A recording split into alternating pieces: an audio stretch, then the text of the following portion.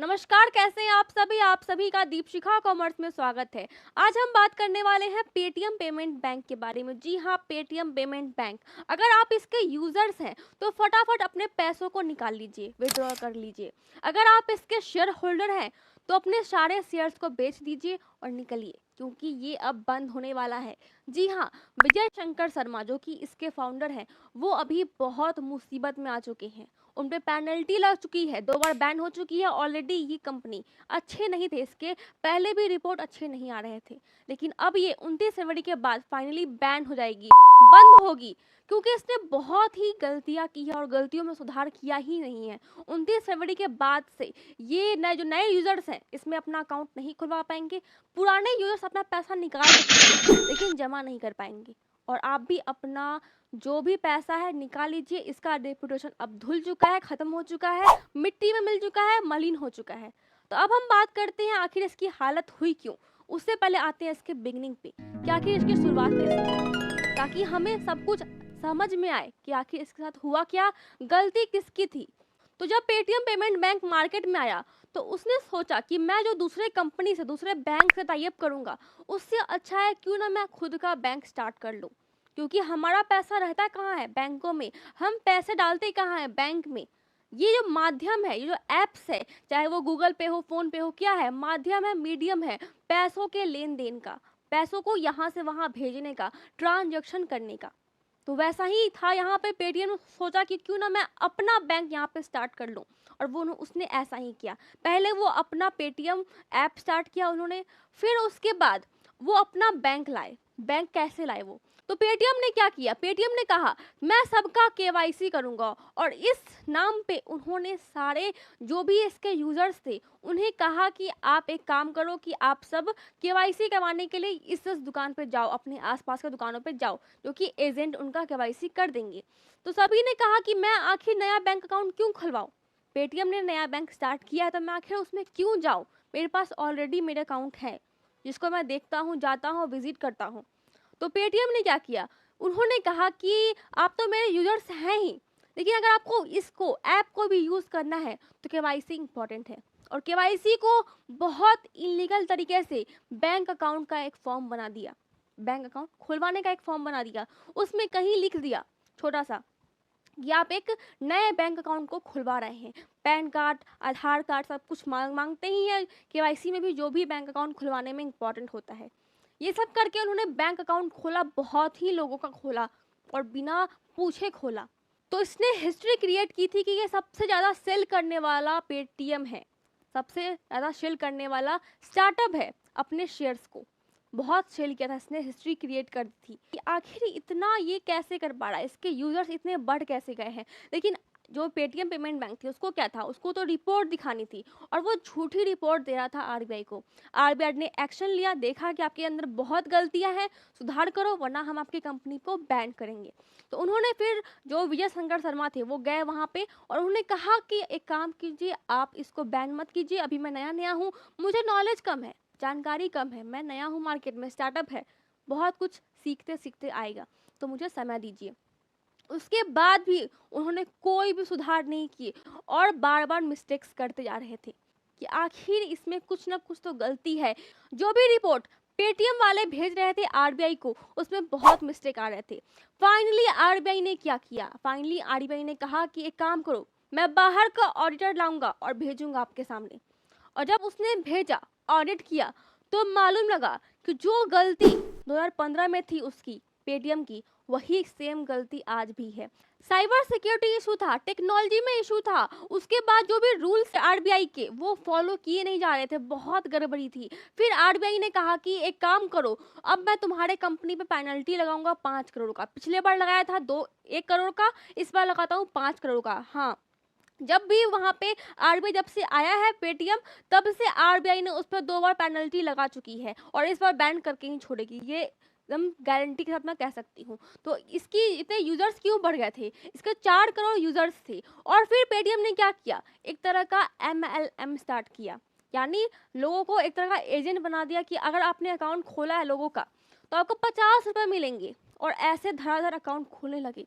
Account किसी और का है, लेकिन आधार कार्ड पे पैन कार्ड किसी और का है। एक पैन कार्ड पे 1000 लोगों का यहाँ पे अकाउंट खुल रहा था, एक पैन कार्ड पे। और यहाँ पे इसके जो यूजर्स है पेटीएम के, वो कितने थे? 4 करोड़। 4 CR इसके यूजर्स थे, जो कि बढ़ के कितने हो गए थे? 35 CR, जो कि बहुत बड़ा अकाउंट है, बहुत बड़ा नंबर है। 35 करोड़, बहुत बड़े जनसंख्या की बात हो रही है यहाँ पे, एक दो लोगों की बात नहीं हो रही है। आरबीआई ने ऑडिट किया, पता लगा कि सारा कुछ फ्रॉड है, सारा कुछ फ्रॉड है। उसके बाद एक्शन लिया जा रहा है। अब 29 फरवरी के बाद से ये बैन होगा। और जो ये अकाउंट खुलवाया गया, कैसे खुलवाया गया? गलत तरीकों से ही, क्योंकि कहा गया कि आप केवाईसी करवाओ। केवाईसी के अंदर फॉर्म में ही क्या था? छिपा हुआ था अकाउंट खोलने का तरीका, राज।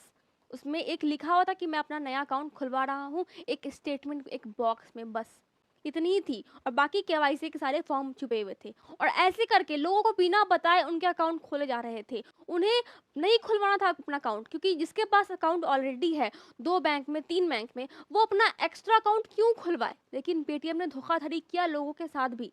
ठीक है, कोई बात नहीं, अकाउंट ही खुलवाया, कुछ फ्रॉड नहीं किया। लेकिन जो इसका सर्वर था, जो पेटीएम का सर्वर था, जो पेटीएम का सर्वर था यहाँ पे ऐप का, सेम सर्वर था यहाँ पे बैंक का भी। यानी सर्वर भी अलग अलग नहीं रखी थी। कोई भी यहाँ पे जो इंफॉर्मेशन होती है लोगों की, वो प्रोटेक्टेड नहीं थी। और इसको कौन थे? इसके अधिकतर शेयर्स चाइनीज कंपनी के पास थे, चाइना के पास थे, जो कि ऑलरेडी एक बहुत बड़ा मामला है, बहुत संकट वाली बात है। सेफ बिल्कुल नहीं है। चाइना कैसा है हमें भी पता है, आपको भी पता है। तो ये सब कुछ कर रहा था पेटीएम। और अपने एक तरह का इसने अपना एक हिस्ट्री क्रिएट किया था आते ही इन्वेस्टर को। इसका बस फोकस था कि मुझे जल्दी से जल्दी पैसे कमाने हैं, जल्द से जल्द पैसे कमा करके ये भागना चाह रहा था। ऐसा ही कुछ था, क्योंकि इसने सिर्फ गलतियां ही गलतियां की थी, कोई भी रूल फॉलो नहीं कर रहा था ये। और ये कितनी बड़ी बात है कि इसने ऐसी कमजोर सिक्योरिटी रखी कि एक पैन कार्ड पे हजारों यहाँ पे खुल गए थे अकाउंट, जो कि कितना बड़ा मामला है, कितना बड़ा यहाँ पे मुद्दा बन सकता है ये। उसके बाद जो ट्रांजैक्शन हो रहे थे, वो किस अकाउंट में जा रहे हैं? एक पैसा हम भेज रहे हैं, तो वो सामने वाले अकाउंट में जा भी रहा है कि नहीं, इसकी भी कोई यहाँ पे गारंटी नहीं थी। कोई मतलब समझ ही नहीं आ रहा था कि आखिर ये बैंक चल कैसे रहा है। और इसके जो भी यहाँ पे मैनेजर है, जो भी डायरेक्टर है, वो काम कैसे कर रहे हैं, वो सोच क्या रहे हैं, कैसे चला रहे हैं इसको? जब ना सर्वर अच्छा है, ना टेक्नोलॉजी अच्छी है, तो किस बेस पे खड़ा कर रहे हैं इस स्टार्टअप को? स्टार्टअप का मतलब ही क्या है? फटाफट हमें ग्रो करना है, बस ग्रो करना है, बस ग्रो करना है। क्यों? क्योंकि इन्वेस्टर है, उनको दिखाना है रिपोर्ट कि हम तो बहुत अच्छा बिजनेस चला रहे हैं, हम तो फटाफट ये सब कुछ को बढ़ा देंगे। और ऐसे में लोगों का जो डॉक्यूमेंट था, जो लोगों की जानकारी है, पर्सनल इंफॉर्मेशन है, बैंक डिटेल्स है, अमाउंट का डिटेल्स है, वो सब कुछ लीक कर रहे थे वो। कोई सिक्योरिटी स्ट्रांग थी ही नहीं। तो फाइनली आरबीआई ने एक्शन लिया, कहा कि मैंने आपको चांसेस पे चांसेस दिए, ऑलरेडी इससे पहले भी आपको 2 बार चांसेस दिए थे और दोनों बार आपको छोड़ा था, लेकिन इस बार नहीं छोड़ूंगा, इस बार आपको बैन करूंगा। तो जो हमारे फाउंडर हैं इसके, वो गए आरबीआई के पास, वो कह रहे हैं अभी भी कि कुछ समय दीजिए, समय दीजिए, हम ठीक करेंगे। लेकिन आरबीआई ने साफ साफ किया है कि हम समय नहीं देंगे, समय आपको बहुत मिला ठीक करने के लिए। आप ऑलरेडी बहुत साल से काम कर रहे हैं, 2015 के बाद से अभी तक आप काम कर रहे हैं, सुधार 1% का भी नहीं है। और इसलिए अब पेटीएम बैन होगा। और आप भी अपने अकाउंट में से जितने पैसे हैं निकाल लीजिए, क्योंकि ये ऐप आपके लिए भी डेंजर हो चुका है। और जितने भी शेयर होल्डर हैं, उनको मैं कहूँगी कि अपने शेयर्स को बेच के निकल जाओ। क्यों? क्योंकि इसका रेपुटेशन मतलब क्या होता है? गुडविल। इसका गुडविल अब लूज हो चुका है। मेन जो कंपनी होती है, कोई भी कंपनी क्यों ना हो, वो चलती है यहाँ पे सिर्फ गुडविल से। आपकी कंपनी कितने भी अमीर हो आप, अगर आपका इज्जत नहीं है, आपकी प्रतिष्ठा नहीं है, तो आप समाज में चलने लायक नहीं है, खासकर इंडिया में तो बिल्कुल नहीं। इसीलिए क्या करो, गुडविल खत्म हो चुकी है पेटीएम की। अब ये ऐसे भी इसको अगर छोड़ भी दिया जाए, आरबीआई इसको छोड़ भी देना, फिर भी ये नहीं चलेगी। लोग पहले से ही डर चुके हैं इसको सुन करके, इसके बारे में कि भाई इसकी अकाउंट ऐसी है, इसको बैन किया जा रहा है, हम अपने पैसे निकाल के भागेंगे, अब तो इसका यूज नहीं करेंगे। इसीलिए इसका इज्जत अब पानी में मिल चुका है, ये मिट्टी में मलिन हो चुकी है। और ये जो पेटीएम है वो अब खत्म होने वाली है, क्योंकि इसका कोई भी यहाँ पे सोर्स नहीं है ग्रो करने का।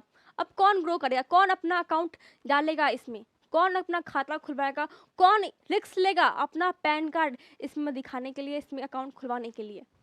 इसीलिए अब आप लोग शांति से समझिए, सोचिए, विचार कीजिए आपको क्या करना है। मेरा काम था बताना, आपका काम था जानना। जानकारी आपको अच्छी लगे तो लाइक कर दीजिए, सब्सक्राइब कर दीजिए। धन्यवाद।